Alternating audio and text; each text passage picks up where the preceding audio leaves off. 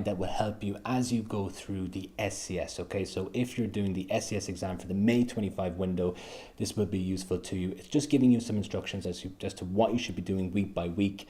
And what we have in here are some dates. So if, for example, you watch this later on, so this will be recorded and uploaded to YouTube. If, for example, you're watching this maybe a week or 2 or 3 weeks after this has been uploaded, you'll have to maybe compress some of the scheduling that we have here, but it's not a big deal. Okay, so we'll go through some dates, and some of them you'll just have to kind of work with. You'll have to compress in because those dates will have elapsed by the time you're watching this video. But for everyone who's watching this live, you're in luck, okay, because the dates have not happened yet. Okay, so the first thing I just want to cover is just a very brief overview of everything that we're going to cover. So the first is just a bit of an introduction, some key dates, and the main part here is the plan for success. So what do we need to do week on week on week in order to kind of pass this exam? And then we're going to go through smarter ways to study this exam. So I've not actually kind of covered these before in the past. So, I run courses, I've taught this exam for many years, and these are techniques that I've not really shared with anyone because, to be honest with you, I didn't really know how to put them on paper. Okay, so these are things that I do myself when I'm writing exam papers, when I'm writing mocks, assessments, and so on and so forth. And I found it kind of difficult to articulate these over the last few years, but really I've put them on these slides just to give you a bit of a help, I suppose, in terms of studying. So sometimes people say to me, what should I actually be studying? How should I be studying for this exam? So I have 3 smarter ways to study for this exam. I don't think you would have seen them before, okay? So these will be useful to you. Then we have some common pitfalls. These are things that I see over and over and over and over and over again in terms of the SCS, and things that people do incorrectly that lead to a failed result. And then we have Q&A. Okay, so we have Q&A after that. So just a brief introduction about me. You probably know who I am, but just in case you don't, my name is Hugh Martin. I've been teaching this exam for many, many, many years. Okay, so about 7 years now. I'm fully CIMA qualified myself. I was a prize winner for the OCS. I was technically a prize winner for the SCS as well, but back then it wasn't necessarily a prize. It was a regional prize. They didn't really have them for my country, and they do now.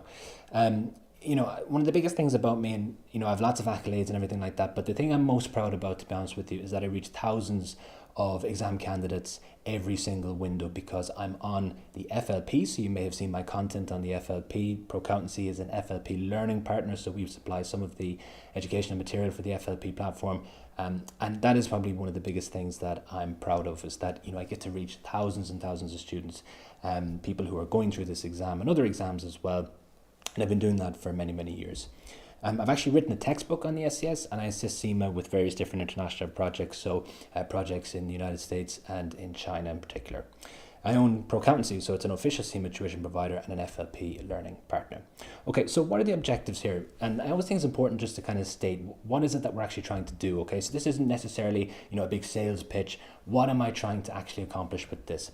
The first thing is I want to make sure that you have a clear idea as to where to start with this exam, because it's huge, isn't it, right? So the SCS is the E3, P3, F3 objective test, and it's also, if you're doing the FLP, it's different competencies, and you're kind of thinking to yourself, look, this is ginormous. Where do I start with this exam? So I kind of want to give you a clear idea as to where to start, and also a plan week by week by week. What should you be doing? Okay, so many of you are probably thinking, like, where do I go with this? Okay, so this will give you some plan, a kind of a roadmap, if you want to call it that, for success. Okay, the next thing is I really can't stress how important this is. There are faster ways to study for this exam than the traditional, just do your mock papers and, study the material in the textbook. So I used to work for a big business that did, SCS prep, OCS prep, MCS. And the worst thing, right, I used to hate saying this to people. Look at your E3 textbook, look at your P3 textbook, look at your F3 textbook, right? Who has the time to go through 1,500 pages of materials? You probably don't, okay? So even if you do have the time, is that the most efficient way to study for the exam? It's not, right? And it used to pain me to say that to people, okay? So, go through your textbook, go through the videos, okay? And these videos will be OT videos, objective tests. If you're not familiar with those are the exams that you do on the traditional route that sort of lead you up to the SCS. But it'd be like me saying to you, just go over the competencies in the FLP, and you're probably thinking, well, there's quite a lot in that, okay? So it also gives an opportunity for you to ask me questions. So as I go, Feel free to ask me any questions and I'll hopefully answer them as I go. If I don't, I'll answer them at the end. Okay, so we'll have a big Q&A session at the end anyways. But if I catch your question, I have a few monitors here. So I have one on the floor, I have one here, and they're all doing different things, okay? And I'll hopefully catch your question. This is quite a quiet live stream this time, so there won't be like loads of questions coming up or anything like that. But if there's any question as I go, please feel free to ask it and hopefully I'll get it as quick as I can. Okay, the next thing is, so you're probably thinking to yourself, why would you start this exam so early, right? It's like March. Okay, so why would we start this exam so early? The pre-scene isn't even released yet, okay? Well, the reason why it's a good idea to start early is because it allows you to pace your studies, okay? So I have, as I said, I've taught thousands of people this exam, and really this kind of common trends, okay? So what can happen sometimes is you may have a schedule where, let's say for example, you have year end or you have month end or you have budget reporting, or you have stats reports, audits, and so on and so forth.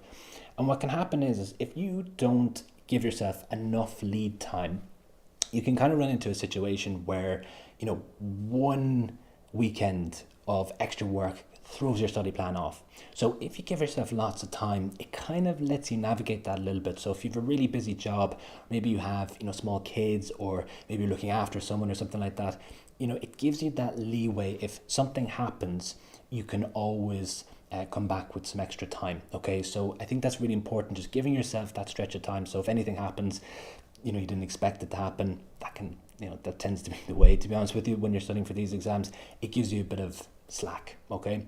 It also helps you to avoid situations like life events where otherwise, if you just left, let's say 6 weeks or 5 weeks, you might have to cancel the exam. And also it gives you more time to study, therefore increasing your chances of passing. Okay, so it's kind of common sense. So if you've never sat the SCS paper, right, we're not going to spend loads of time on this. Chances are you probably know what the SCS is. But just for those who have never sat the SCS, maybe this is your first ever case study exam. For some people that I teach, internationally, this is their only exam that they're sitting, so they may not be familiar with it. So I'm assuming kind of a blank slate here, okay? So if you've never sat the SCS paper before, it's a simulation-based exam. So you play the role of a senior finance manager, or it sometimes says senior manager. It's a senior finance manager, right? So the pre-scene sometimes would just say senior manager. It's very general, right? That can mean anything, but it's a senior finance manager. That's the role that's being simulated per the blueprint documents which set out the syllabus for the SCS. And basically you work for a fictional business in what's known as a pre-scene document. That document contains information about a fictional business, and you're kind of pretending that you work in this business, and you're presented with scenarios based on that business, and you have to respond to them, okay? So the exam is 3 sections, it's equally weighted, and it has its own syllabus. Now that last piece there is not known by most people. So the kind of general consensus is that, well, the syllabus for the SCS is P3, E3 and F3, and that's not necessarily the case. Okay, so the SCS has its own syllabus, and if you go into the blueprint documents, which are freely available on the AICPA CIMA website, and if you want to email me, I'll send them to you for free, no problem at all. It actually sets out different assessment outcomes for the SCS in particular, okay? Now, obviously there's some reciprocity between the objective tests and the SCS, but the way in which things are tested is a little bit different for the SCS, okay? So it has its own syllabus. And when I talk about the OTs are the objective tests. If you're on the FLP, Finance Leadership Program, the equivalent is the competencies, okay? So the two are basically the same. Okay, so I get this question a lot, and I think it's important for people who have maybe never sat the SCS, but they have sat the MCS. You might be thinking to yourself, what's the difference with the MCS? Okay, so I've done the MCS, I found that tough.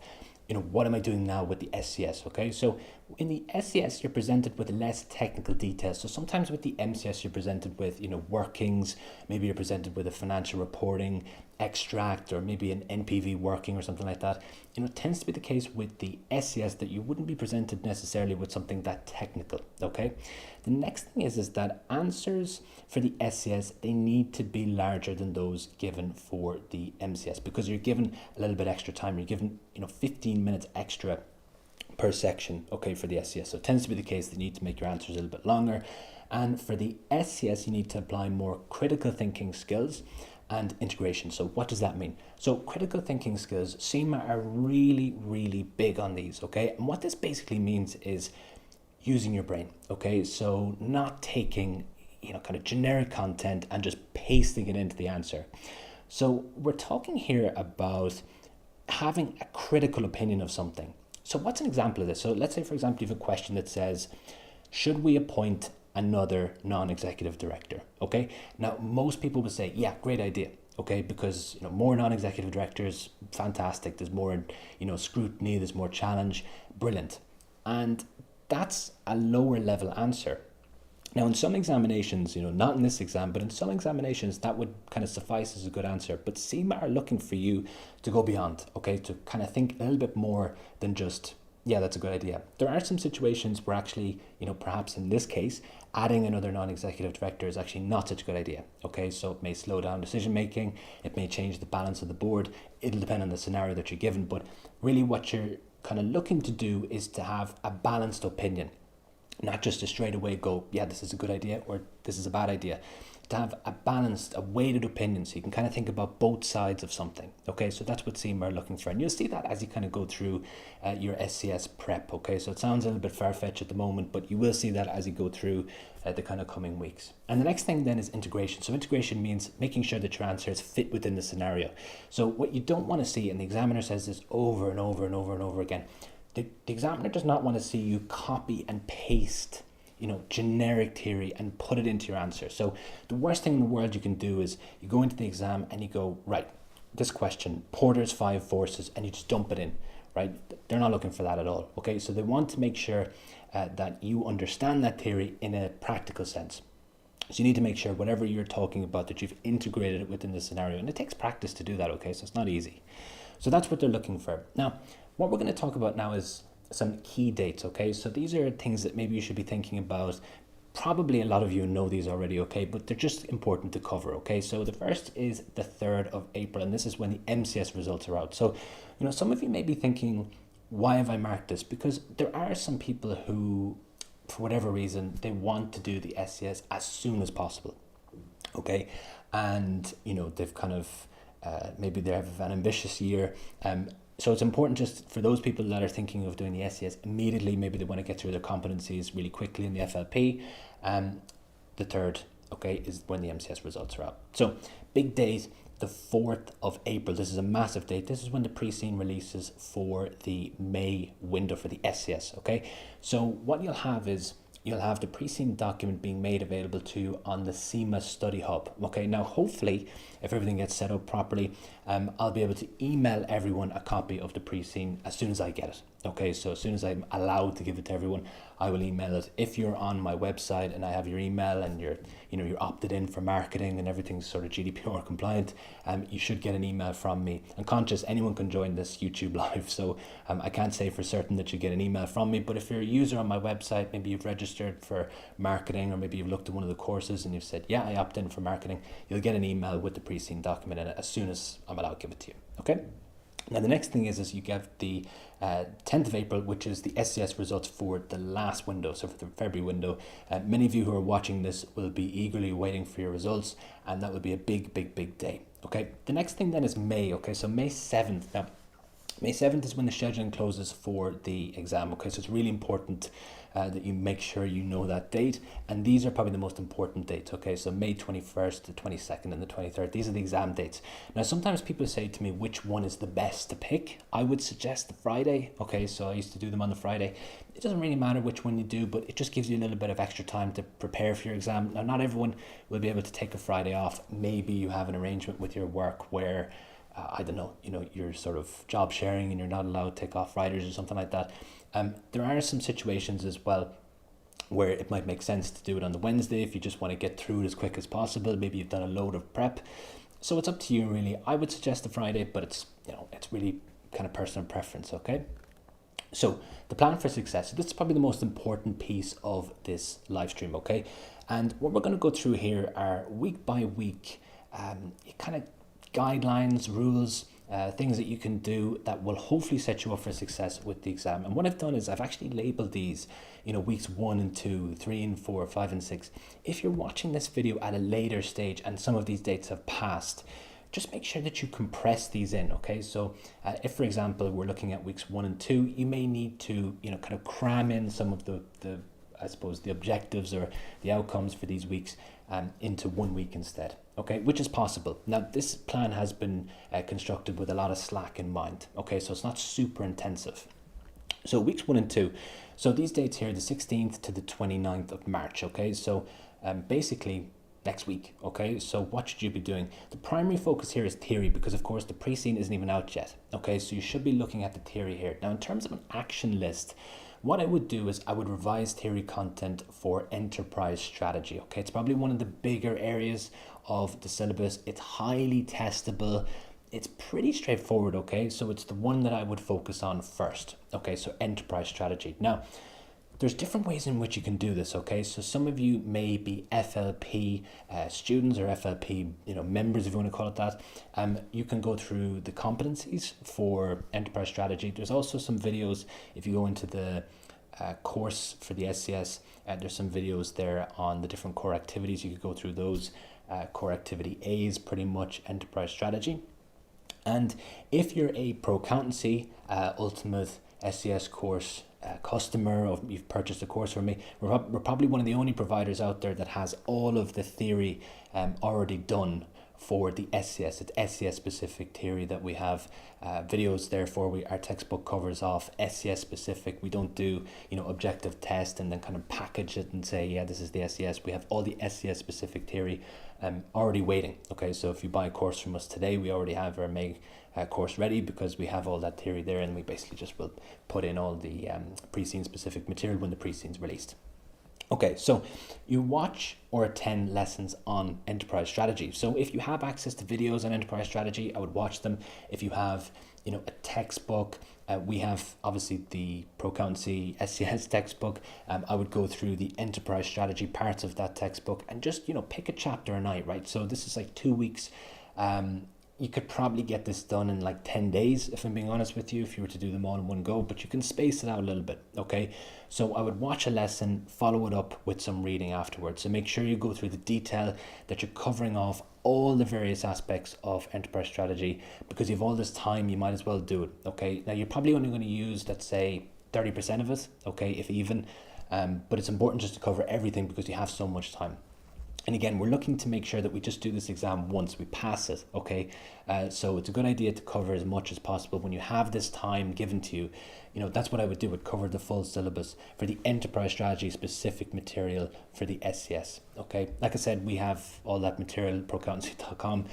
There are other providers that do a little bit differently, but I know with myself that, when I was a student and when I was going through the SCS, I wanted to make sure that I had the SCS specific stuff, okay? I didn't want to kind of go through OT stuff and then, ask myself, is this going to come up in the exam like this? Like, do I have calculations, so on and so forth?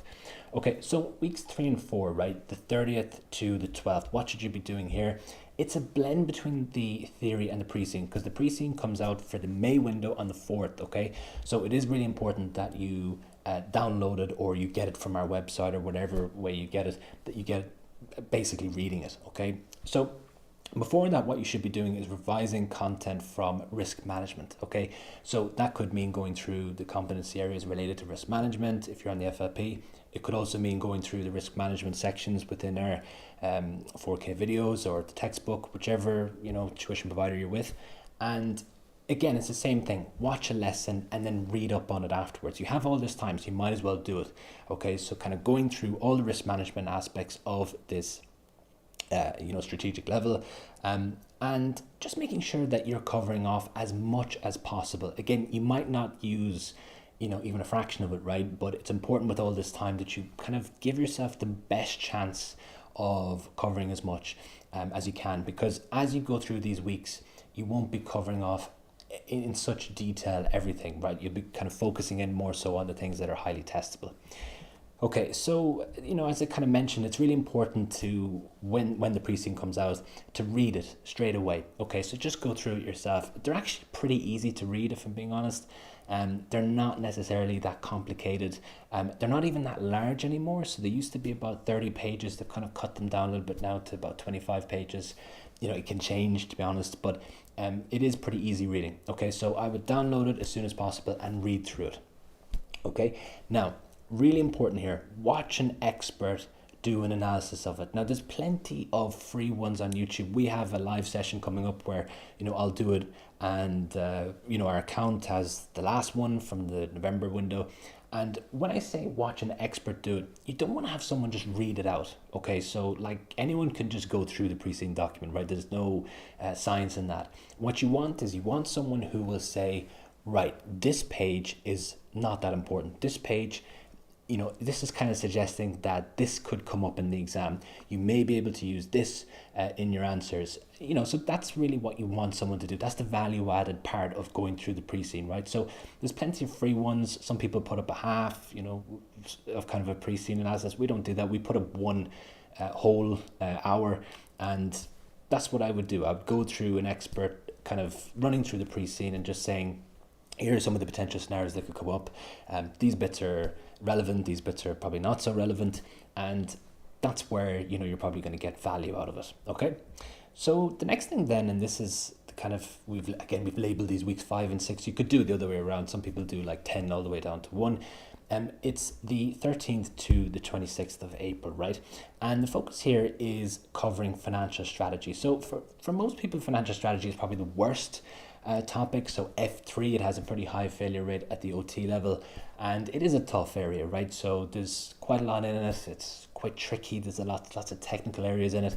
The good thing is for the SCS, it's a little bit more straightforward because you're not necessarily doing big calculations like the M&M stuff and business valuations.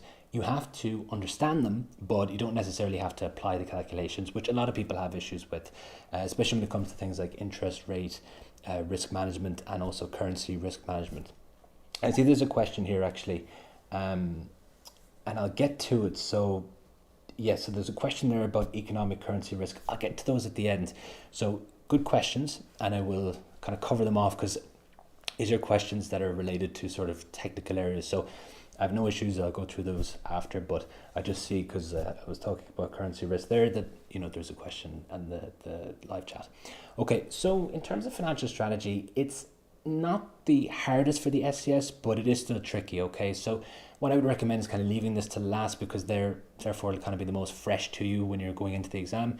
So go through again lessons. If you're doing in-person lessons, these are quite broad live streams, so I don't really know if you're attending like in person, if you're doing FLP, if you're A-Star, if you're CFO program. Some of these programs I even do myself. I teach them, so I have to kind of be as broad as possible. I would assume, hopefully, you're a customer of ours. Maybe you're on the FLP as well, and you can use our materials as I'm sort of suggesting them here. But if you're not, it's the same type of thing, I suppose. And then read up on the topics. So what I would do, for example, if you've currency risk, you're going to spend the whole night on it. I would go through a lesson. A lesson might be half an hour, and then go through in the textbook or in an area where you have some detail on that specific issue, SCS specific. I would read through it and make sure I fully understand currency risk in the context of the SCS. Okay. Now at this point, you really kind of want to get started with question practice, and what I would suggest is like 2 to 4 scenarios weekly. Now when I say scenarios, one scenario normally has 2 subtasks. So you're talking here about, let's say, 4 subtasks or 4 questions, right? So it's tricky, okay, and you're kind of increasing the workload here a little bit, but it is doable, okay? So we'll go through ways in which you can do this in a quick and efficient manner. You don't necessarily have to write out full answers. It is probably the best way of going about it, but if you're pushed for time, there are ways of going around this. So I would recommend going through question packs. There's various different providers. In our textbook, we have 20 questions or 10 scenarios. You could go through those. We also have assessment sets. So when you're on the course with Pro Accountancy, we have assessment sets, which are 2/3 of a mock. And basically, it kind of builds your confidence for the mock. They're not timed, but you do get feedback on your answer. Some tuition providers have similar things, mini mocks as they call them. So it's just getting ready for mocks and getting started with question practice. Chances are your answers might be not so good at this point, but that's okay. It's getting started. It's kind of starting off just writing and getting used to developing an answer, getting used to putting something into that answer box. Okay, so the earlier you start with this, the better, if I'm being honest. So this is something that you should be thinking about around this time. Now, it says there, if you are a ProAccountancy customer, we have the CBT lessons, which could be tested. So they start to be released around this time. So I'd recommend you look at those.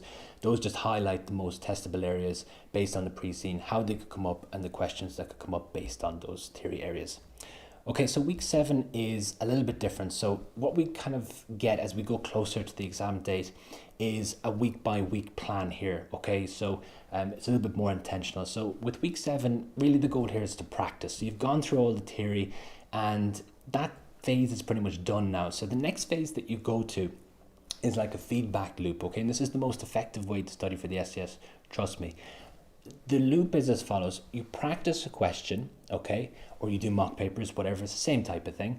And what you do is you look at your outcome, and hopefully you have someone that's marking, your scripts, someone who understands the exam, and you see, where am I going right, where am I going wrong? And this then gives you your study plan. Okay, so if, for example, you are doing a question and there's a question on beta and you do really badly in it, that suggests that you should spend some time on that area. And as you do more questions, you'll find that there are areas that you're doing really well in, and then some areas you're not doing so well in. And that sets you up then to kind of study those areas, to cover your weaknesses. So when you go into the exam and, hopefully something like that comes up, you will be really well prepared. Okay, so you're just kind of constantly going through that feedback loop of doing questions. Some answers are good, some answers are not so good. And the ones that are not so good, you're just covering off those areas, okay? And by process of elimination, you will eventually get to all the various different topics that could come up on the SCS, and also you'll be quite good at writing answers. Okay, so in terms of action list, mock papers are really important around this time. I really strongly recommend setting them under exam conditions. It's not always possible, so I do understand if you have a baby that's crying. To get 3 hours is really difficult with, no interruptions whatsoever. It can be very tricky, but as much as possible, try to replicate exam conditions. Review your feedback, and don't be afraid to mess it up. Okay, so it's easy for me to say, and I totally understand there's a lot of people who are nervous about doing mock papers, and that's why we have the assessment sets in the course that we sell, because we try to build people's confidence for the mock exams. Don't worry about messing up mock papers. It really doesn't mean anything, to be honest. I've seen people who get 30% in mock papers and pass this exam, and I've seen the opposite as well over the last 7 years, right? The main thing is that you're taking away what you didn't do well in the mock papers. So even if you get 70%, it's important that you look at the 30% you didn't do well in. It's really just a way of gauging what you know and what you don't know. Okay, so that's how I see mock papers. It's not the biggest deal in the world if you don't do well in them. Now, some tuition providers have their mock paper results attached to pass guarantees. We don't do that, but if you are with a tuition provider that does that, please make sure that you know the policy. Okay, so mock paper results then are quite important if that's the case. Okay, but again, I can't speak for other companies. So try to spend time on the areas that you're weak on. So often for people, they will see as they go through the mock papers, okay, I'm not so good at currency risk. I'm not so good at beta.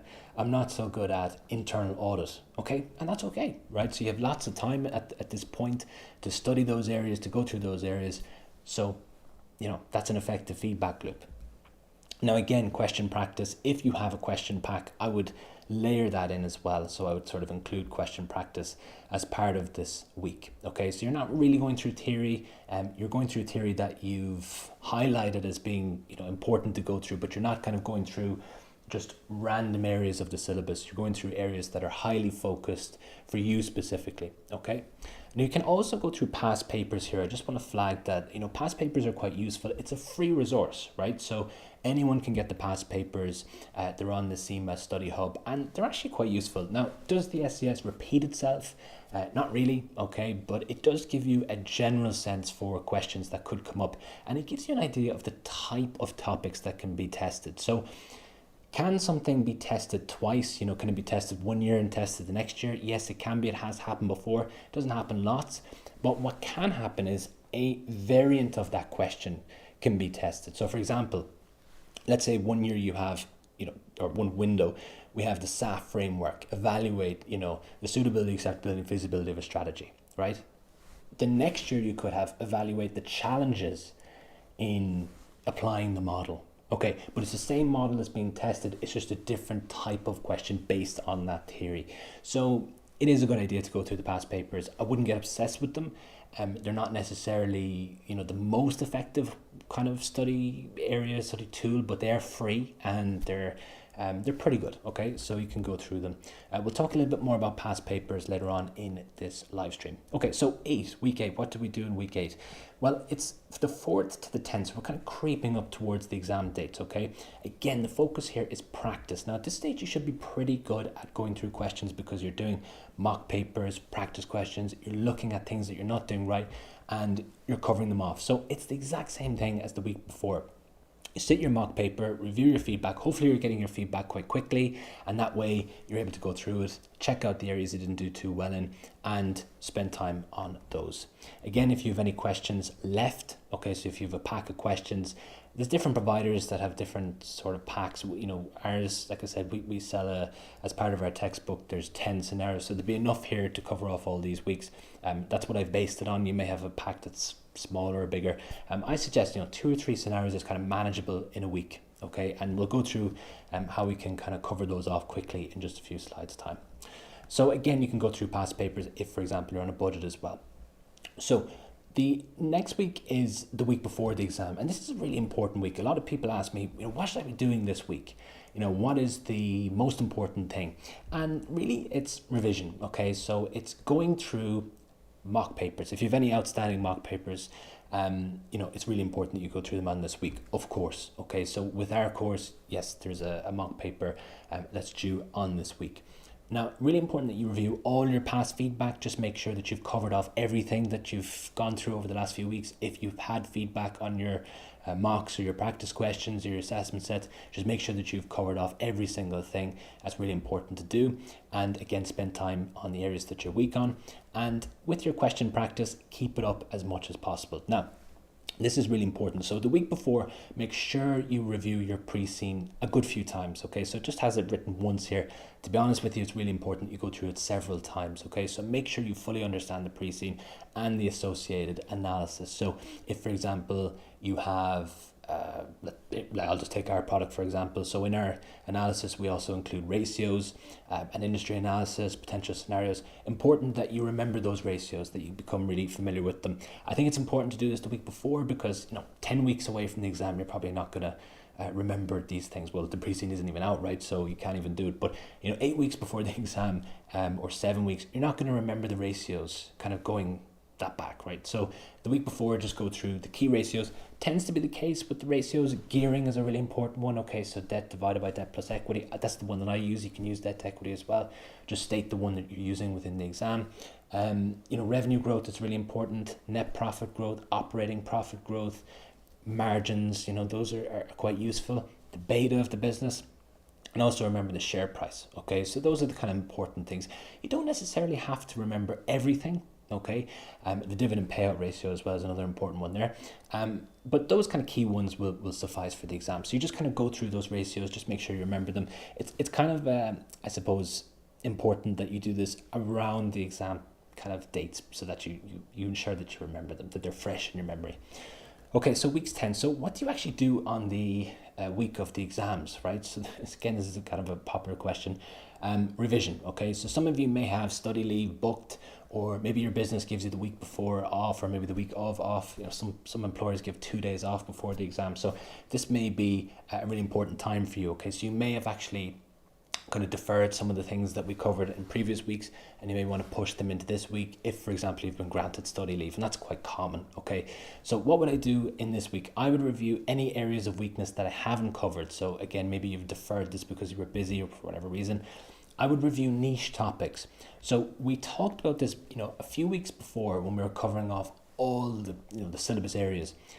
There may be topics that are quite niche. These are smaller topics that perhaps the chances of them coming up in the exam are quite small, but what you want to do with this week is just make sure that you have a very basic understanding of them. So if they come up in the exam, you should be pretty well equipped, okay? Because you'll probably know them better than most people who are doing this exam.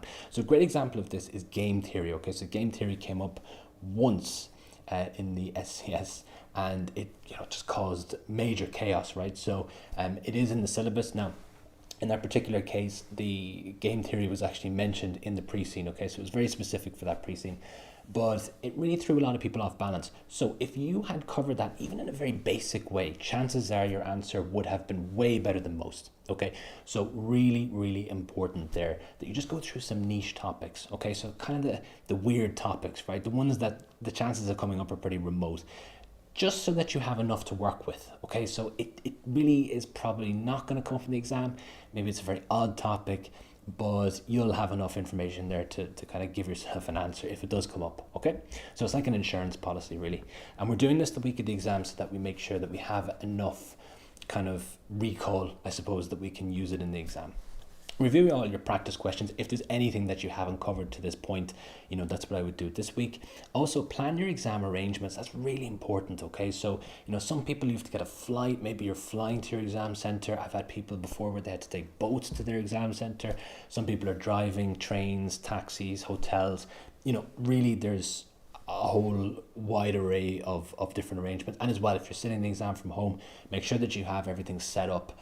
The worst thing in the world that you can do is just have a big mess, and then a few minutes before the exam you're kind of messing around and cleaning everything and making sure it's perfect. You have to be quite organized with these things, because on the day of the exam it's like the last thing you want to be thinking about, right? So you want to be straight in, make sure that the only thing that really matters is the exam and everything else is taken care of. So really important, make sure you plan your exam arrangements. It's super, super important, right? Because if you've done all this prep and then you get to the exam center and you turn up at the wrong time, it's all for nothing, right? So really important that you do that.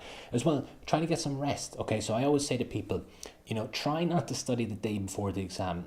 In my time as a CIMA student or CIMA exam candidate, I never, ever, ever studied the day before the exam, and I never failed an exam. And I do think there is some relation between the two, okay? I think when I went into the exam and I was well rested the day before. Now, trust me, I was studying super, super, super hard for these exams, right? Took them super serious. But the day before the exam, it just helped me get relaxed a little bit, right? As relaxed as you can get, okay? Obviously, you're going to be a little bit nervous. And I think it just gives you that space that when you go into the exam, the ideas flow a little bit better. Now, everyone's different, right? But this did work quite well for me. There's some science behind it, okay? But I won't bore you.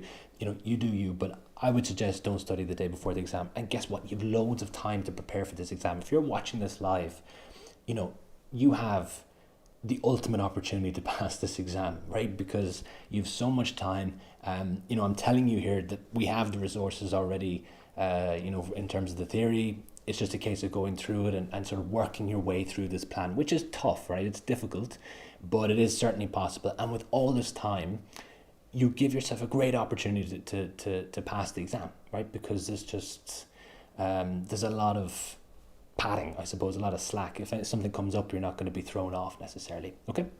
So really important, give yourself some rest, and you'll have that opportunity to do it if you've really studied for this quite hard before, okay? So you're not kind of cramming everything in the night before. It's one of the worst strategies you can take.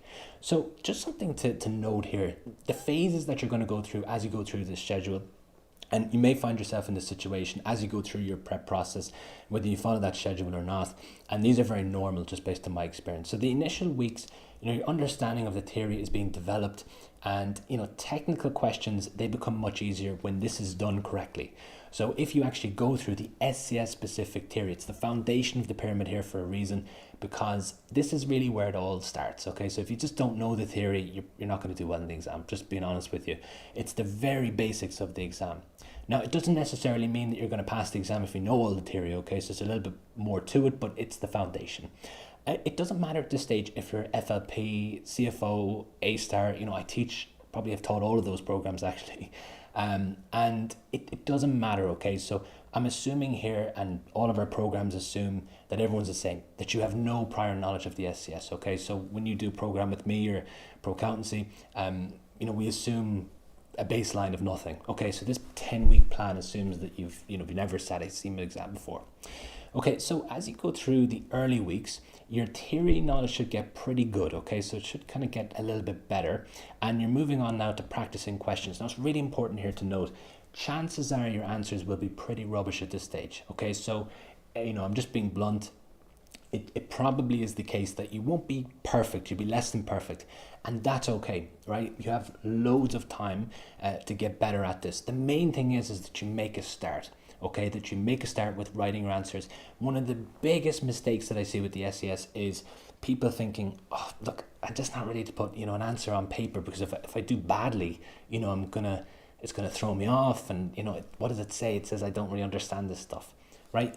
That's certainly a common attitude to have, but it's important that you just get a start, or you get some feedback on your initial answers so that you can get better.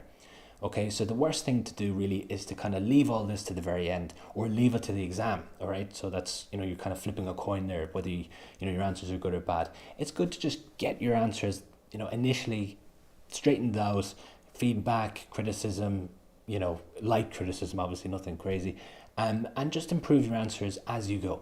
Okay, and that's how most people I know who have passed this exam kind of tend to do it, right? So they do the mock paper. The first mock paper is not brilliant. The second mock paper is better. The third mock paper tends to be pretty good. Okay, and that tends to be the trajectory. Okay, the middle week. So, you should be getting better here at answering questions. So you'll get better at exam technique. You'll probably start to think about what they call here permutations of questions. So you're thinking about, well, okay, I understood that question, but if it was examined this way, how would I have approached this? Okay, and that's really a good sign. So you're thinking about things that maybe could come up in the exam, how you would approach them, what are some potential answers, and all those kind of things. So you're kind of thinking beyond what you just answered. That's very normal at this stage, especially if you're working your way through the materials and you're kind of thinking beyond what you've just experienced, right? You're thinking about the future.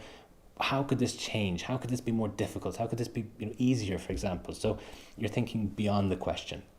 And you need to, as I said, and this is kind of the key focus really with some of the weeks that we went through, you need to find areas of weakness and focus on them. Okay, so it's really important. You're working your way through your weaknesses here.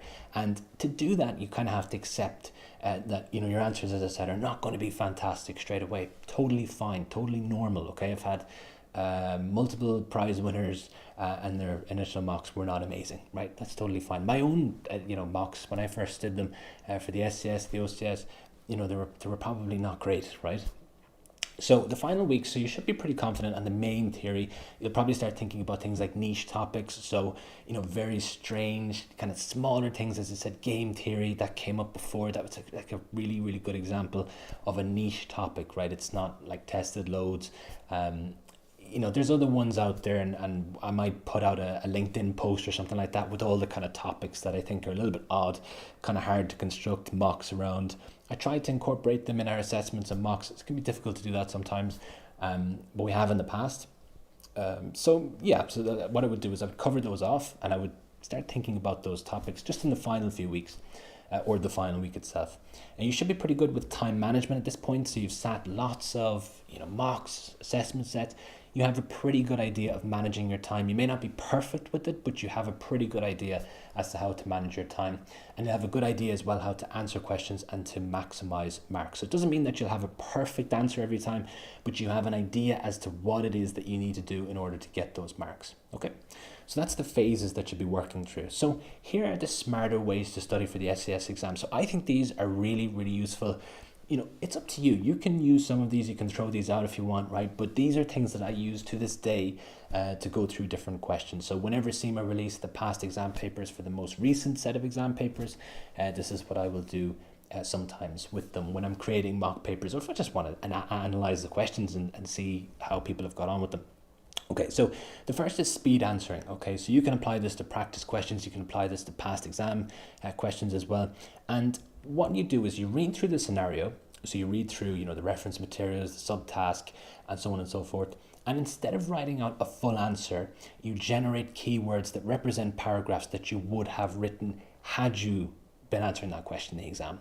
And then you compare those against the solution. So we're going to go through a demo of each of these. So don't worry too much if you're kind of thinking, right, what does that mean? Okay, we actually have a demo of each of these, but that's the first one. So speed answering, this is something that I use all the time. Okay, so it's quite useful actually, to be honest. So the next one then is retesting, and this is where you can take any question at all. So let's say it came up in a mock, or maybe it came up in a past exam question, or maybe in an assessment set or a question pack. And what you do is you basically answer the question and you review it against the solution, and the next step is you reword the question. Now, it is possible as well to use AI for this, although not highly recommended, because you want to make sure that the rewording of the question is in alignment with what would come up on an SCS exam. So maybe not the best, but it is possible. Okay, so you can do that too. And then you generate the keyword. So you use the speed answering technique on that rewritten question.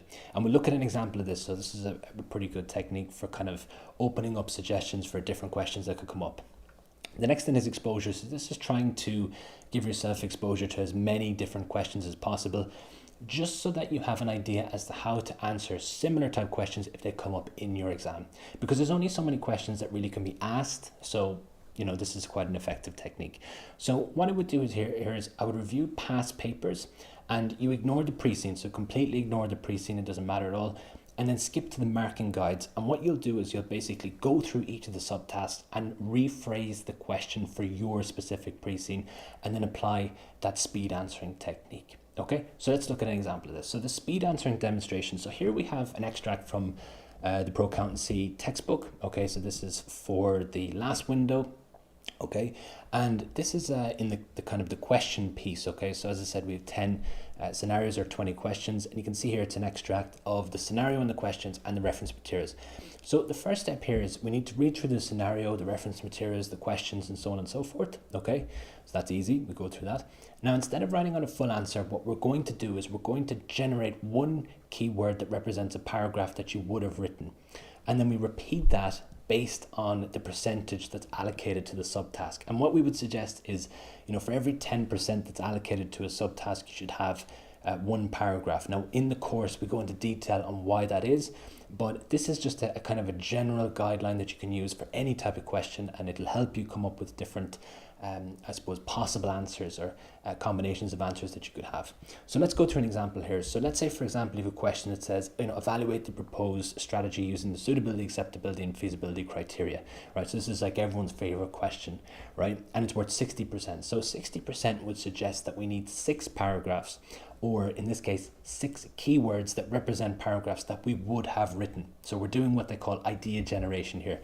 So let's say, for example, you open up your word processor or your notepad, and the first thing that you put up is the heading. So in this case, it's strategy evaluation, so A, and you put up the first keyword that represents the first paragraph that you would have written. So we need 6, so we're going to do 2 for suitability, 2 for acceptability, and 2 for feasibility. So the first one there, paragraph 1, suitability, we're going to talk about strategic fit. Then we're going to talk about suitability from the perspective of the strengths, okay, of the strategy. The next then is the feasibility. So what about the finances? And then we're going to talk about skills in terms of feasibility. Then we're going to talk about acceptability. So we're talking about the returns. So are they acceptable for our shareholders? And then the acceptability from the perspective of risk. Okay, so is the risk of this particular strategy in alignment with the risk appetite of the shareholders? So here what we've done is we've basically come up with 6 possible answers that we would have written had we answered or been answering this question, in the real exam or in a mock or whatever. So it's speed answering. It's not perfect, because it is better to write out a full answer, because that's what you're going to actually be doing in the exam. But it's a quick way of testing yourself and seeing, can you come up with ideas for these questions? It's something that's a lot quicker than writing out the full answer. If you're good at writing out full answers but not so good at generating ideas, this is a fantastic technique. If it's the other way around, I would recommend writing out the full answer, but if you want to get through it quickly, this is one way in which you can do that. Okay, so retesting. Now, this is something that I used to do myself when I was studying for the OCS in particular. I did do it for the SCS, but the OCS in particular. And what you basically do is you just get a question and then see how you would cope if you had an alternative variant. So let's say this question, evaluate the proposed strategy using the suitability, acceptability, and feasibility criteria. Okay, so very standard question. How could this be rephrased? Now, it takes a little bit of time to kind of think about how questions can be rephrased. As you go through mock papers and question packs, you'll see, different ways in which questions are tested. But one way in which we could, rephrase this is evaluate the challenges engaging the suitability, acceptability, and feasibility of the strategy. So it's a very different question, the challenges. So what would make this difficult? Okay, so maybe we, for example, this strategy, there's no clear risk associated with it. Okay, the risks are multifaceted, they're complicated. Maybe the return is based on lots of different contingencies, therefore it's hard to calculate what the actual return is. Okay, so those are the challenges, a very different type of question here to the first one, even though they look very similar. And this can be a real, point of I suppose interest for most, is if you are doing the SCS paper, you need to be really careful with reading the question, because these look very similar. And I can guarantee you, let's say 50% of people that answer the second question will have an answer that's almost identical to the first question, okay? Because people will just see, okay, acceptability, feasibility, suitability, I need to write about those. But actually it's asking about the challenges, and you won't get the marks that you deserve if you answer just evaluating the strategy. If you're asked for the challenges, you give the challenges, okay? So that's really important. It's something that we'll cover in a future live stream. Okay, so basically what you're doing here is you're just applying the speed answering technique to the question that you've generated. So in this case, you could come up with the 6 headings again if you wanted to do that. I think that's probably the best way of approaching this.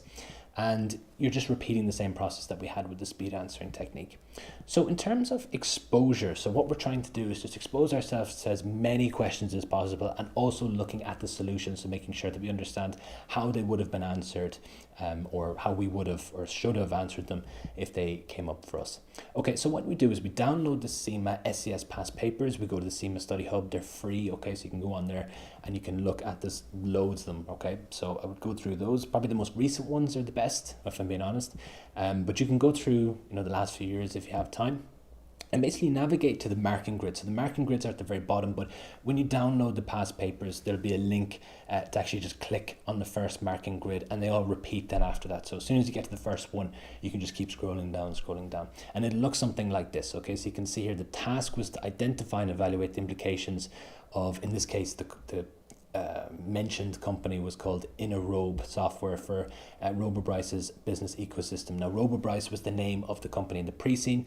We're not going to the pre-scene. We don't really care about that. What we're going to do here is basically adapt the question for our specific pre-scene, and then we're going to apply that speed testing process to it. Okay, so we're just kind of going through each of these questions and saying, well, okay, if this came up for us, how would we cope? Okay, and apply that speed answering technique, and then compare it against the solutions. So the CIMA suggested solutions are also there, so you can just scroll up and check them out. Now, to do this even faster, what you should do really is have one document open that has the solutions, and then one with the marking grids, and just compare the two. So if you have 2 monitors, it's even faster. You can do it that way. That's how I do it. But if you're working off a laptop screen, I would just have the 2 side by side, so you can kind of scroll through them. Now, really important to note here that this does not always work, okay? Because sometimes there are questions that are highly specific to the pre-scene, and those questions you just have to throw out. You just go, okay, I don't care. Okay, but sometimes you will come across questions that really could fit with any particular pre-scene. Okay, so here are some common pitfalls, and these are not meant to be, hypercritical or anything like this, but these are based on my experience, right? So as I said, I've been teaching people around the world for many years, the same exam, the same, all the case study exams. I've sat these exams myself. I see the same things over and over. So hopefully these will be useful to you. So the most common sort of pitfalls I've for them here: not pacing the mock exams and doing everything the last week. Okay, so this is super common, and you can understand why, right? So people are busy, they have lots of things going on, and the SCS exam or whatever exam that they're doing is kind of like another thing that's floating around, and they're saying, okay, well, I have to do something, and then, as it gets closer to the exam date, it's like, oh, I really need to do something now. So they just do all their mock papers in one go. And it doesn't really give you a chance to look at the feedback, or to, go through those areas that we said that maybe you haven't done so well on. So if you are looking at this particular session, you probably have lots of time, you have lots of space to prepare yourself for the exam. So that's a good thing, right? So you can overcome this pitfall very easily by just taking action, just committing to doing the mock papers, doing the practice questions, and making sure that when you do them as well as you can. Try to do them under exam conditions. Again, not always possible, but as much as possible, when you're in your circumstances. The next thing is having what we call a lukewarm commitment to the exam. So this is a kind of a tough one, right? So if you are doing the SCS for the May window, you need to really commit to doing it. So there really isn't much point in saying, 4 weeks before the exam, 5 weeks before the exam, yeah, I think I'll sit the exam. it's better to just be really focused on doing it and making sure that you do it no matter what, or just not doing it. Okay, so sometimes I have seen people in the past where they're kind of thinking about doing it and they maybe enroll in a course and then they go, I'm not sure. Right, you have to either do it or not do it, right? And if you've decided to do it, you need to do it as kind of in a focused way as much as possible. Okay, so you need to really make sure that you have a clear path in terms of time for studying for the exam, that you're not just kind of winging it. Okay, make sure that, for example, if you're studying for this exam, that you've taken into consideration perhaps you have a year-end date, or maybe you have month-end, and that's going to take up some time along the process. Okay, and we're all sort of accountants, we understand things like that, right? So month-end, year-end audit, that can happen, right? So you have to kind of work around it. Most people who are doing this exam have the same thing. So you need to just kind of plan in advance and make sure that you're committed to doing the exam. If you're studying with pro accountancy, you do get sort of in touch with me, and we have a WhatsApp group, and I think that does help as well. So kind of having other people that are on the journey with you, right? And I'm there as well. So I do teach the exam, but I'm obviously really interested in people passing the exam, and I want you to pass the exam. So having someone there that's kind of rooting along and making sure that you're doing stuff and kind of going along with you on the path, I think that does help with this. So I would do that. I would make sure you have a firm commitment, or just don't do the exam at all. Do it the next window. Okay, save yourself the money and the hassle.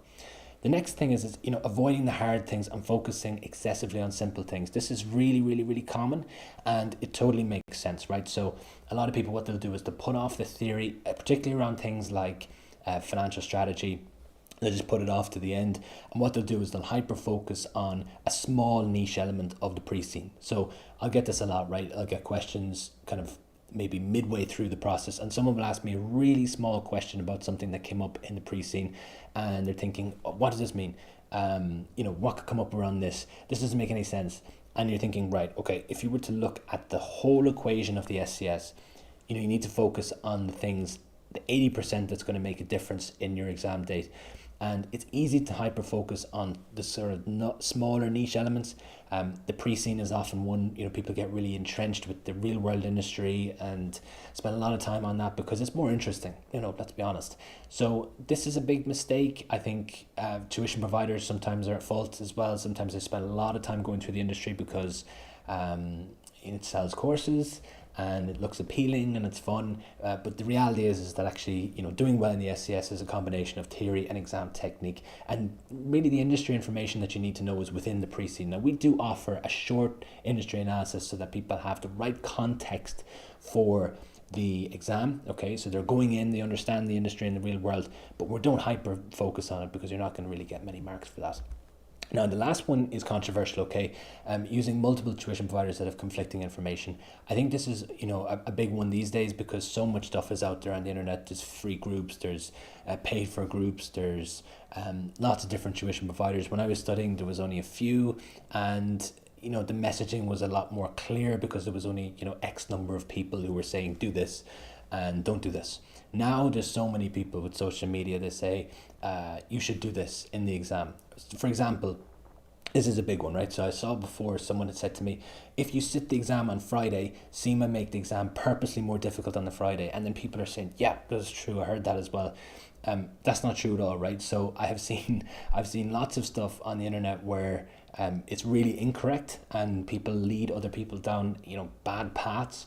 What I would suggest is if you study with a tuition provider, make sure that you check their credibility, and you can always do that by asking questions based on what they're saying. So if someone gives you advice, and this goes for me as well, so if someone says, like me, let's say I say for every 10% that's allocated to a question, you should have one paragraph. I should be able to give you an answer as to why that is the case. So if you have a tuition provider, or you're thinking of going with a tuition provider, doesn't matter who it is, you should always check the credibility of what they're saying, okay? And probably the best way to do that is to ask them the question, why are you saying this? Why is this advice being given? Sometimes it's to sell courses, so it's not necessarily always in your best interest. So what I would say is just make sure that you use a tuition provider that's reputable. Use someone who is associated with good results, that people are happy with and that you can see reviews of, and so on and so forth. So It's a big one, because sometimes I have people who may have failed with another provider, and then they come to me and then they say, oh, I didn't, this information is very different to what I received. Always be willing to challenge the information that's being given to you. Okay. Because if someone is reputable, they'll be able to respond back to it. Okay, so look, if you're interested in studying with us, I'd be more than happy to have you. The ultimate sort of product that we sell is the Ultimate SCS course, and this course is I would suggest is the best in the market. Like I said, I teach this exam for multiple different programs that CIMA are associated with internationally. I do know this exam very, very, very, very well. And if you're interested in studying with us, this is the best product that I think you can get in the market, and the price is fantastic as well. So it's the best in class solution, and included is the theory videos we said in 4K. They're recorded in studio quality. We're one of the only providers that uses studio quality mics, studio quality audio, video, lighting, everything. Highly testable topic videos as well. So we go through each of the core activities and we say, right, what could be tested for this specific pre-scene document? Expert pre-scene analysis. I don't just read through it. Okay, so I assume you're able to do that. We go through and we pull, what is actually important from this pre-scene, right? So, what could be tested? What is something that's come up before? All those kind of things. What's a risk we should be aware of? Access to the textbook. Okay, so we've actually written a dedicated textbook on the SCS. 2 assessment sets, so these are basically 2/3 of a mock paper that you sit with us and we give you feedback. 3 mock exams with feedback as well. We also have payment plans, so you can split it in half if you want. So you can do pay now and pay half now, pay half later. And we have pass assurance. Okay, so we don't say pass guarantee, because nothing in life is guaranteed. I think it's ridiculous. Sometimes you see people say, we guarantee you a pass. There's no such thing, right? So you can't guarantee anyone a pass. We say pass assurance because, if, for example, you score between 70 and 79 in the real exam, we'll give you 1 free enrollment into the next course. Okay, so it's assurance, not a guarantee. Okay, as well, you also have direct contact with expert tutor. In this case, it's me. Okay, so you have direct contact on WhatsApp, and we have WhatsApp groups as well. It's been really, really, really successful. The last round, we had a lot of people in the private group associated with this course, and it was fantastic. It was great to see people, lifting other people up, because, I'm obviously, teaching this exam, and I understand it and all that, but it's great when you have someone who's in the trenches with you, someone who's also doing the course, who's going through the same struggles, and you're able to just kind of vent a little bit, right? So there was a lot of that, and I think it's quite useful, right? Just to be able to have that kind of social side of it too. So look, we also sell a textbook. As I said, we sell an assessment kit. If you want to go to the procounselling.com website, you'll see all of this compared.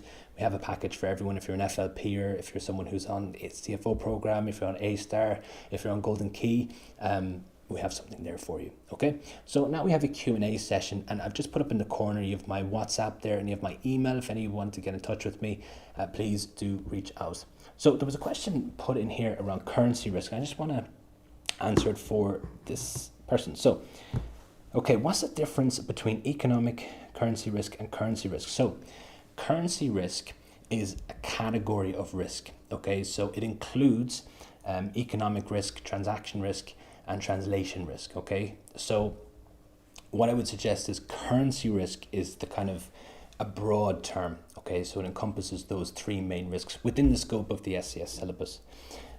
Currency risks, so as we've said, is the category. You said economic currency risk. So economic risk is sort of long-term transaction risk. Okay, so it's the risk associated with our cash flows changing as a result of movements in currency rates. Okay, so economic risk is basically long-term transaction risk. Okay, in the SCS, they ask questions from all syllabus, all levels, including operational management, or only material from the strategic level? Yeah, that's a really good question. Okay, they will not ask questions from the operational level. They will not ask questions from the management level. So when you're going through the SCS, they will only examine things from the strategic level. Okay, so hopefully that's really clear. When I first started, so just to give you some context, right? So when I first started going through the CIMA exams, they had just started with the OCS and the MCS, so they basically just were released into the market, and that was probably the most common question that I had for tuition providers. I couldn't get a good answer on it, right? So hopefully that's as clear as possible for you. In terms of the SCS, it will just be the strategic level. So I have seen actually on the internet people say you should go through the management level. Please don't do that, because it will take you a lot of time to do. Okay, so does anyone have any other questions?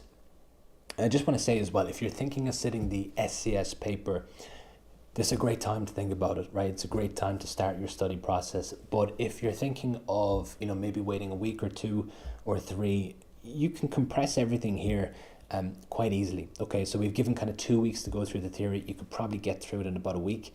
It would be an intense week, but it is possible to do that. Okay, so you could kind of condense everything down in terms of the practice as well. You could maybe strip out some of the practice questions and move them to different weeks. This is just to give you kind of, a general idea, I suppose, as to how to approach the exam. But it starts from here, right? So, as this video gets a little bit older, it'll become a little bit more crammed in. Okay, so I see a question here. Okay, cool question. So I have a question on the scaled marking. I sat in February and I think it did well, but an easy variant that would bring my overall score down. Is it better to do well in a harder variant? Well, Mike, that's a really good question. So just so everyone is familiar, right? So when you do your exam, the marker will be marking it out of 100, okay? So they're given what's known as marking grids. Now in the course we go through the details here, but just to give you the basics, the marking grids are basically what they will use. They'll attach your answer to different parts of the marking grids, and that will show how many marks they can award, okay, for your answer. And this is all out of 100. And then what happens is when your script is marked, CIMA will apply a formula. It's all top secret, okay, so I don't know the exact process. It's not known to the public, right? But they will apply a formula that takes into consideration the relative difficulty of the paper that you just sat. And what it will do is it'll basically compensate you if that paper was relatively difficult, and it will penalize you, I suppose, if your variant was particularly or relatively easy, okay? Now, when I say the word relative, it means that, other people found it difficult. So the problem is, Michael, with the scaling process is that what you find difficult, someone might find easy. And what you find easy, someone else might find difficult. So when you walk out of an exam and you think, wow, I did really well in that, maybe it was an easy variant, I'm going to get penalized for this. Someone else might be, in the exam center going, wow, it was really difficult, right? So you won't know the overall consensus of the exam. Really, it's only CIMA that knows that information. So I wouldn't speculate too much on it. I mean, it's not something that you have control over. You are right, in theory, you're correct, right, on what you're saying, but you don't know if that paper was easy necessarily, okay? So it's very hard to know. It's very hard to know, because I have had in the past where people say, oh, it was a nightmare paper, and then someone would say to me after, oh, I had a fantastic time, it was really easy. So, it really is only when you get a population of data on that you can actually make any inferences, okay? So, when it's n equals 1, it's difficult to kind of make a determination as to whether it was easy or difficult. So hopefully that answers your question. Do you sell mocks and marking only in case I don't want the whole course? My FLP subs is running out early May. Yeah, so that's a really good question. I do. So I'm conscious, because I do a lot of work with the FLP team. I know the FLP quite well, and actually some of you may recognize me from the FLP platform now. My hair was a lot better, and it was, I think I was in a different room, so I kind of had like more purple lighting, but I am the same person. And yes, so I understand if you're with the FLP. I have lots of people in my courses who are on the FLP as well, and it's priced that way. But we have what's known as an assessment kit, which gives you the textbook, which has all the theory that you need. So, sometimes the FLP is a little bit light on the theory, so it's all the theory that you need to pass the exam. It has 20 questions, and then you have 2 assessment sets, and you have 3 mock exams that are marked. So overall, you have 42 questions, I believe, and about half of them are assessed. Okay, so you get feedback on them. So hopefully that answers your question. It's made for people really who are on the FLP and they're thinking, right, I need a little bit more than just, the mocks that I'm being given on this. I can say, right, I used to write the mocks for the FLP. It's no longer the case, so Kaplan do that now. But it used to be me that was writing for the OCS. Okay, so I used to be doing that. My mock papers have been used internationally by different tuition providers. That's no longer the case anymore, so it's just me. I just use my own mock papers. I keep them safely guarded. I believe they're the best in the world, and I'll put up some stuff on LinkedIn as to why that is the case when the real exam is released, and we'll see, how many questions did I spot. Okay, so That's the metric that I kind of run it by. Okay, so hopefully it's good this time. I'll have a look at the analysis, and I have a good track record in the past, but hopefully I keep that track record up for this particular window. I have a feeling I did. Okay, so Michael, so as long as I gave level 3 answers, I should pass. Well, to be honest with you, right, if you give level 2 answers, you can still pass. If you're at the higher end of those level 2 answers, you know, to answer your question directly, yeah, okay, you would have, if you've given level 3 for everything, yeah, you've definitely passed. But you can give level 2s, you know, here and there. You can have level 1 sometimes, okay, so just depending on the way the marking grids are split out. So let's say, for example, Michael, you got level 3 on a 60% question and got level 1 on a 40%. You know, you'll still probably do quite well, okay, just kind of being cynical about it. You'll probably still pass the paper by quite a large margin. So you don't necessarily have to get level 3 and everything, right? So just for everyone, you know, so what's level 1, what's level 2, what's level 3? Level 3 is like the best possible marks that you can get, and then level 2 is sort of good, and then level 1 is not so good, and then level 0 is you just didn't answer it. So yes, to answer your question, but if you had level 2s, you probably still would pass the paper. Tanash, so how much for the full package? It's €499. Okay, so you know, so a lot of the time these things are priced in pounds. People get confused. I've seen people quote my prices in pounds. We use euros. We're an Irish business, but we sell internationally, right? So the last window I had, I think 50 countries, 40 to 50 different countries represented in the sales. So, you know, I take that's something that I'm really proud of, right? I really like the fact that we're, you know, international. We sell in all different types of countries. I do courses in person in China and in other countries as well. And yeah, so we price in euros. Just take that into consideration because it's a lot cheaper than pounds. So hopefully that's useful. Michael, so thank you. I also just want to tell you I love your work. I watched 3-hour Road of Mine video about 100 times, and thanks for putting these out. No problem at all, no problem at all. And this is the thing, right? So I really enjoy doing this. You know, sometimes people see me online, I'm kind of like slagging off other tuition providers and stuff, but I really enjoy what I do. This is not like a hobby for me. This is my full-time living.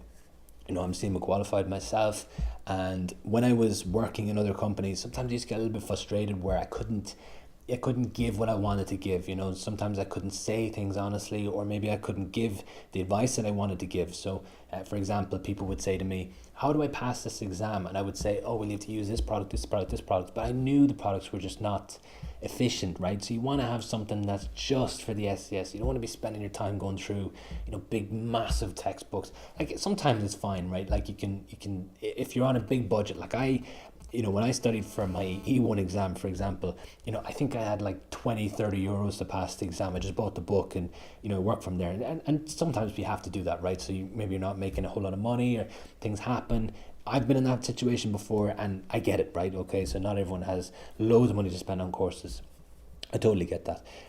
But when I was, you know, kind of giving people advice, it was never the advice that I wanted to give. So all the time. So that's why I started my own business, and I really enjoy doing this, Michael. So, you know, for everyone that's watching this, like I said, this is not like a hobby or like just like a small thing. Like this is my day to day, and this business is you know how I make a living, right? So, I should be interested in it, right? So the next question. I think I passed my Road of Mine SCS February. Thanks for your videos.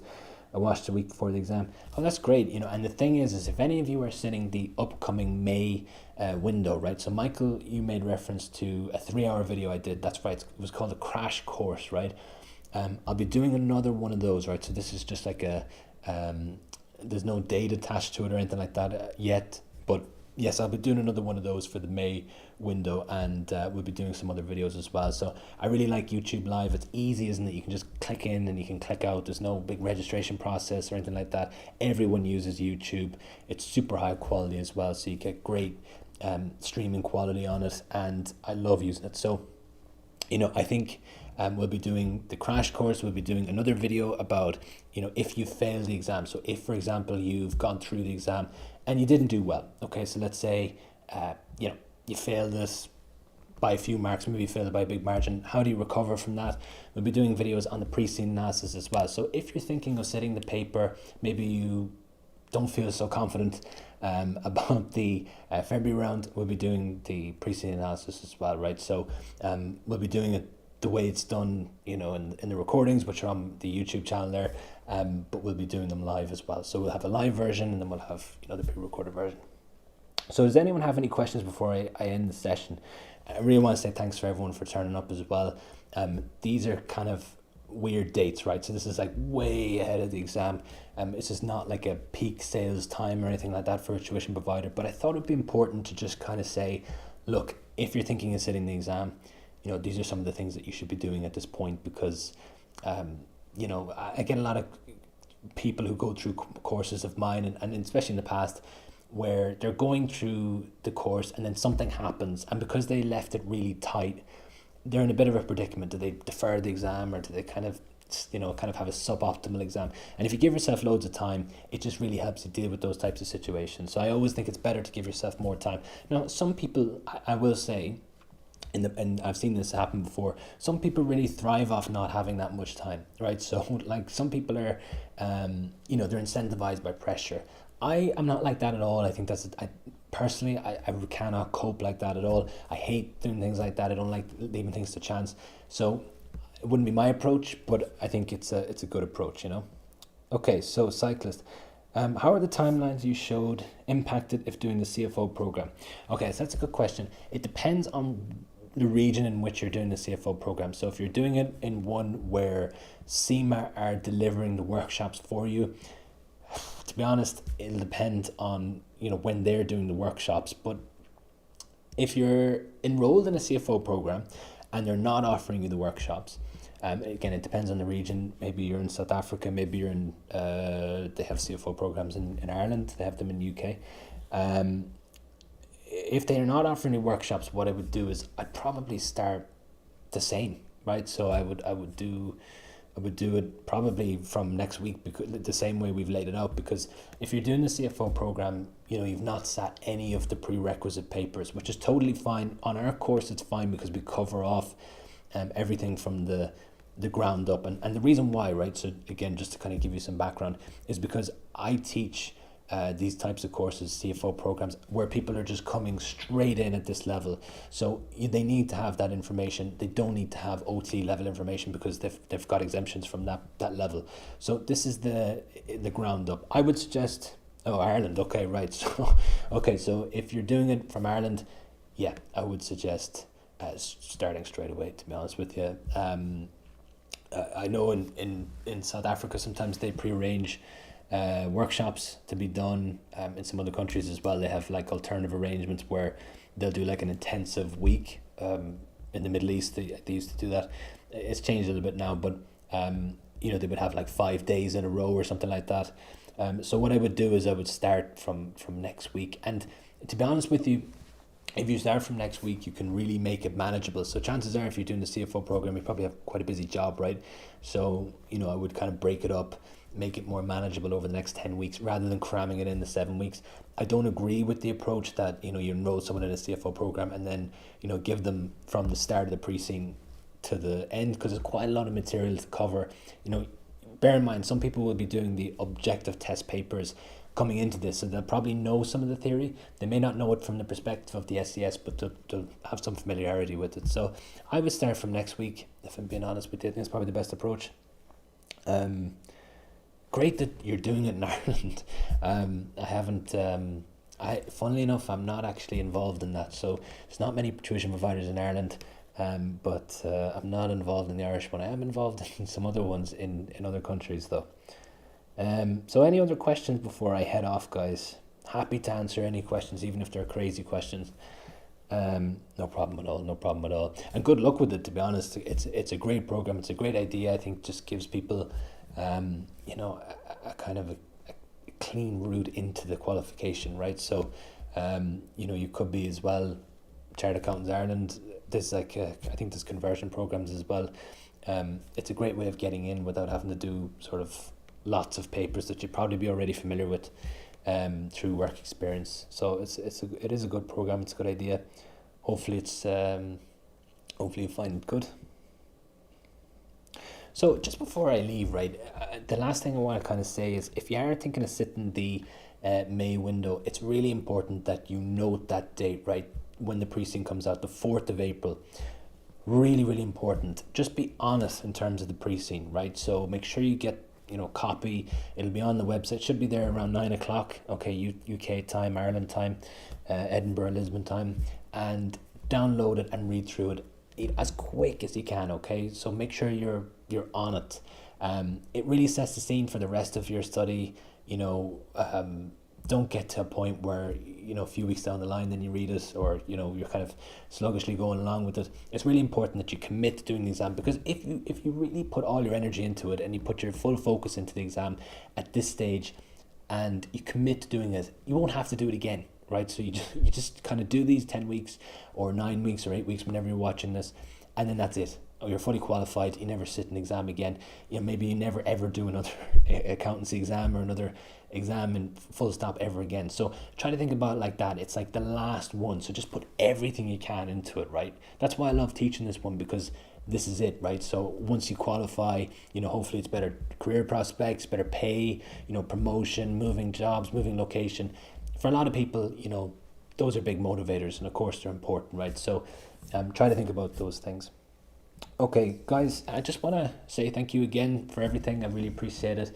If there's any questions that you have for me, please send me an email, or you can go on my WhatsApp, just send me a chat. I'll be happy to answer your questions. There's a big, massive group. I'm happy to invite you into it. I think there's about 200 people in it. And we can talk about the SCS, okay, and all the things that come along with it. Guys, it's been fantastic hosting this. And if you're watching the recording, thank you so much for watching it. Please add me on LinkedIn, connect with me on LinkedIn. I have a huge profile, and I'm always happy to talk to people about whatever it is. Sometimes I get people asking me, do I know a recruiter in a certain area, or can I help with jobs or whatever? Feel free to reach out to me. I'll get back to you as quick as I can. All right, guys, thank you so much, and hopefully we'll see you in the next few weeks. And best of luck with the exam. If we don't see you, very best of luck with this. Okay. Thank you so